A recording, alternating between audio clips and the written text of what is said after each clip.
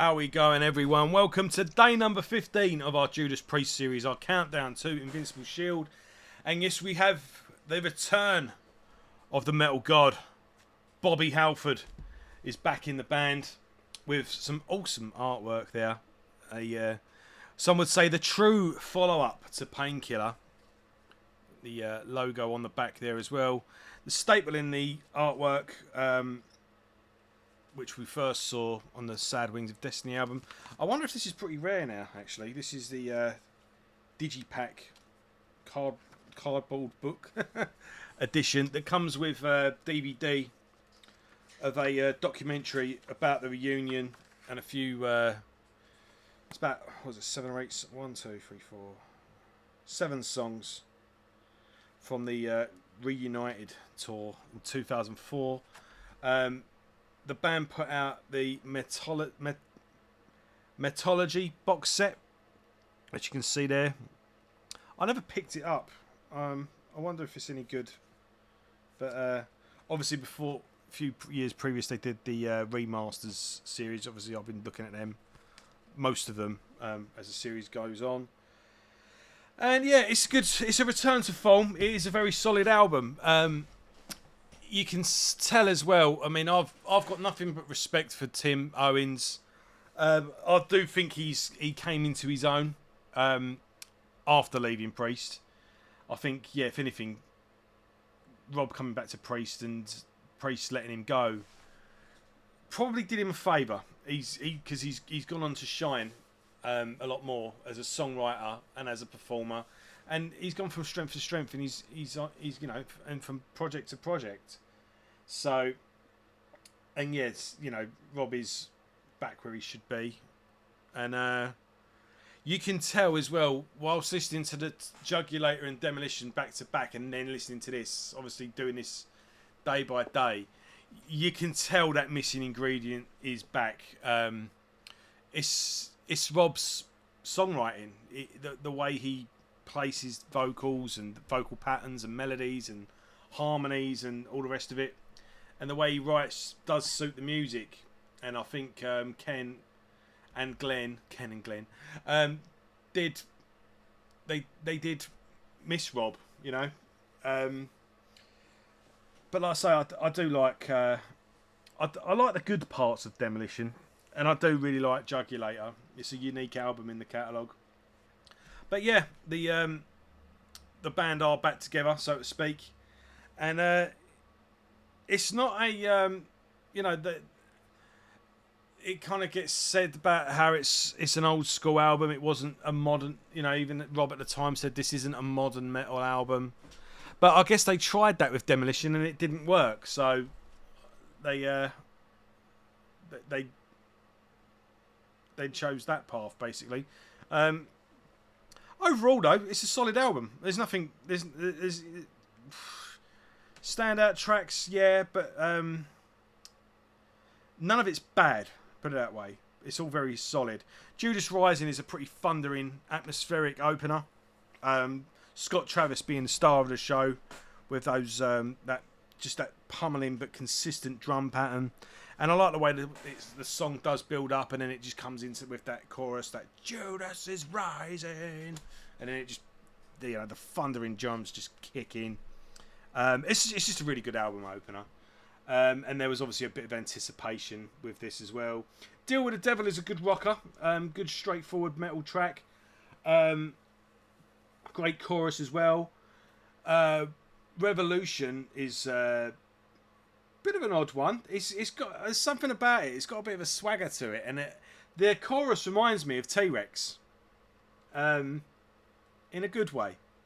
But it's a different song for Priest. Like it's got a 70s feel. Well, I suppose it's different for them. It maybe harkens back to their older material, but it's a cool song, worth fighting for as well. It's got like a sort of dark sort of country twang to it. If you know what I mean. You know, like the rock songs that have got a bit of country to them. You know, like the songs on like From Dusk Till Dawn. You know, during the verses, there's like as the string just runs over the strings, the pick just runs over the strings, and it's all kind of doom doom doom doom doom. You know, It's got like a bit of a open road, drifting kind of feel to it. But yeah, really good. All the songs on here are good though. Demonizer and Will of Fire keep things, ticking along nicely. Angel is the real highlight on this one. That is a beautiful song. And I saw they did do that live the first time I saw Priest. And yeah, real nice song. So it's just acoustic. Kicks in towards the end, bit ballady, but yeah, really nice lyrics. A real beautiful performance from Rob, and it's got this nice, just this nice clean guitar and acoustic guitar. Got a bit of a medieval feel to it as well, and that's probably my favourite song on this actually, and I think it's an underrated song. Yeah, Angel is the one on here. Hellrider is nice and thundering. I think Hellrider could have fit nicely on Painkiller. That's probably the heaviest track on the album. Then you get Eulogy, which again is another really atmospheric song. Just clean guitar. What is it even? No, it's clean guitar backed up by keyboards. That's in kind of like strings with a little bit of piano as well. Very dark, very atmospheric. It's not a very long song, but it's very good. In fact, that's probably the underrated gem on here as well, is Eulogy.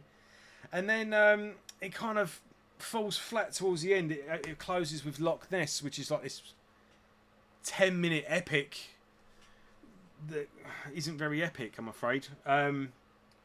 Yeah, it's like they want to close out with like a Hallowed Be Thy Name or something like that, but it just doesn't quite land. It's very dun dun dun dun. So it's dun dun dun dun. It's got this like bum bum bum. It's just a slow, sloggy song that just doesn't. It's slow and it's heavy and it's kind of Sabbathy in a way.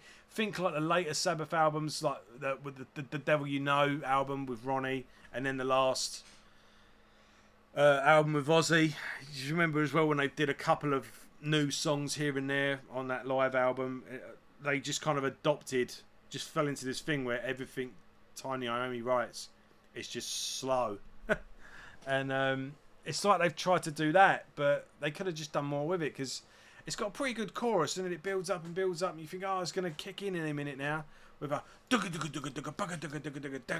then but it don't. It just goes back into this slow, doom thing, and then it pauses, and you think, oh, it's going to, and Rob holds this note, and you think, oh, it's going to kick in, and then it just goes, bam, bam, and it just goes into this slow thing again, and it goes on for about 10 minutes, and yeah, it just doesn't quite work, I'm afraid. But apart from that, the rest of the album is really good. So yeah, a good return from Rob, a good return to form. Here's the problem. Right. Obviously, Priest had Tim Owens. On the Jugulator episode, I showed off the box set with Fight. Rob did 2 hours with Fight. Around the time Demolition came out, it must have been before then.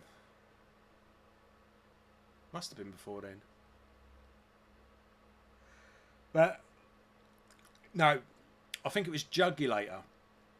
This was around the time that Rob came out of the closet on MTV, and he was promoting the 2 album then. So he did like an industrial project where he kind of went all 9 Inch Nails and Marilyn Manson. It was a collaboration with him and John 5. Obviously now John 5. Let's get some focus on this camera. Zoom in. Yep, there you go. So yeah, the collaboration with John 5, and John 5 then obviously Rob goes on to do what we're about to talk about. And then he joins Marilyn Manson. Then he joins Rob Zombie. And a couple of other projects. He's now in Motley Crue. But yeah, the world was giving us John 5 by an industrial project by Rob Halford called 2. So he does 2 albums with Fight, then he does 2.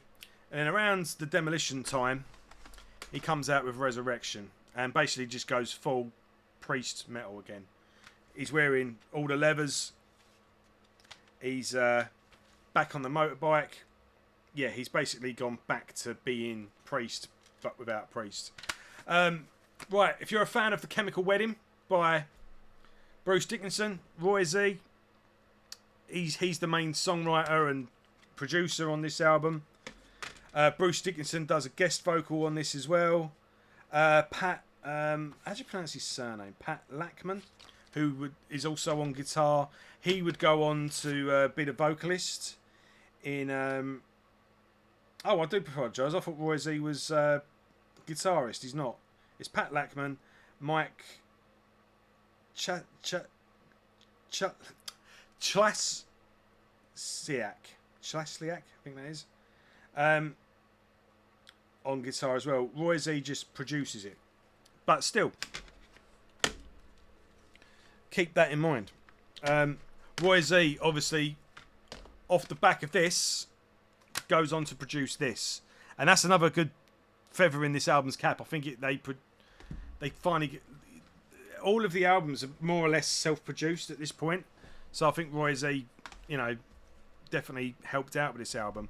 But yeah, the problem with this album is that this is better than it, and the problem is Priest were doing here what all the bands of this sort of league of bands were doing, was getting the original singer back and putting out a new album. It was going to really launch their career because everyone was following Iron Maiden. Bruce Dickinson comes back. Now, obviously, before then as well, in the whole metal world, you had like your new metal. People weren't doing guitar solos anymore. Metallica had put out Sin Anger. Metal was kind of just dead on its feet. Then, in the underground, on the sort of second tier, you had the new wave of American heavy metal, and you had bands like Shadows Fall, Lamb of God, Killswitch Engage, Mastodon.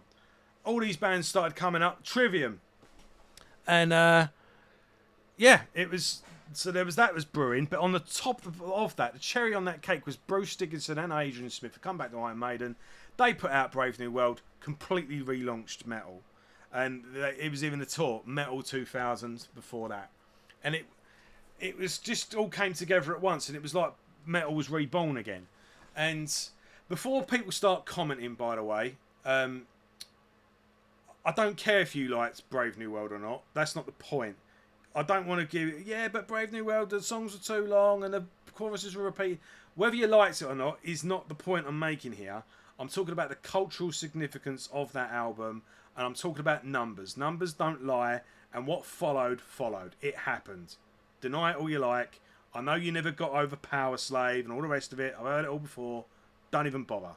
Alright? Right. Got that out of the way. So, the plan was, let's get Rob back and we'll do an Iron Maiden. And it's just like what Anthrax tried doing with Joey. It's just like what loads of people were reforming. We'll just reform and put out a new album and the whole career would be relaunched. And it had mixed results. And this is the problem. This was meant to be Judas Priest's Brave New World, but Rob had already done the Brave New World with Resurrection, because this is the greatest album Judas Priest never recorded. And that's what he did. He relaunched his career by basically just giving people the Judas Priest album that everyone really wanted. And off the back of this album, he put out an awesome double live album. And the set list on this double live album is the bollocks. And now I've been praising the live albums that Priest did with Tim Owens, but this one, of course, they're playing the hits because Tim's obviously got to play the hits because people want to hear how he sings the hits. But he's playing Tyrant, he's playing Stained Glass, Genocide, what else? A big chunk of the new stuff in all fairness. Jawbreaker, Running Wild. And it's kind of like set list wise, it's the yin to the other guy's yang, because this is here he's doing deep cuts.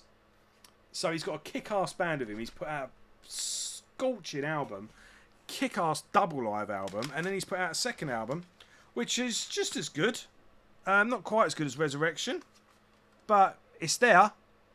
And as Bruce Dickinson said at the time, because Halford was supporting Iron Maiden on that reunion tour, and there's an interview where he's really bigging this album up, and he went, look, he's got a new album coming out, solo, trust me, Rob Halford is back. He's going to be put back on the map. This album is amazing. Just wait till you hear it. And the guy said to him, do you think Rob will go back to Judas Priest? And he said, well, off the back of this album, if he does go back to Priest, it'll be because he wants to, not because he needs to. Which I think is a fair point. And this is the problem. You know, everyone talks about that film Dredd, when Carl Urban played Dredd. And they all said they hated the Sylvester Stallone film because it wasn't true to the comic, and he takes his helmet off, and Judge Dredd never takes his helmet off, and and it should be gritty, and it should be urban, and and then they got exactly what they asked for, and it flopped because all the humour and all the fun was taken out of it. Well, I like that film, don't get me wrong, but it was meant to be part one of a franchise. We should be like 6 or 7 films in by now, but they never even got a sequel because it flopped. For whatever reason. Well, I think I know the reason. It's because of the same year a film came out called The Raid. And it had the exact same plot as Dredd. And it was better than it. It just was. And I think that's what really took the wind out of sails. And that's what's wrong with this album. It's a good album. It's a solid album. But solid ain't cutting it in the climate it was up against. Especially when this album was far from solid. It was fucking awesome. And that's the problem we've got here, I'm afraid, folks. So, I'm only telling you the weather. Don't blame me. But, yeah. It's a return to form, but it's Rob's return to form here. And, it's not that it's a bad album. It's a very good album. But, yeah, I'm repeating myself. But, yeah, this is better, I'm afraid. But things do get better. And like I say, it's not bad. It's just not as good as that. But, and then things go a bit weird, don't they? And we're going to cover that tomorrow. So, I'll see you then for Nostradamus. Take care, folks.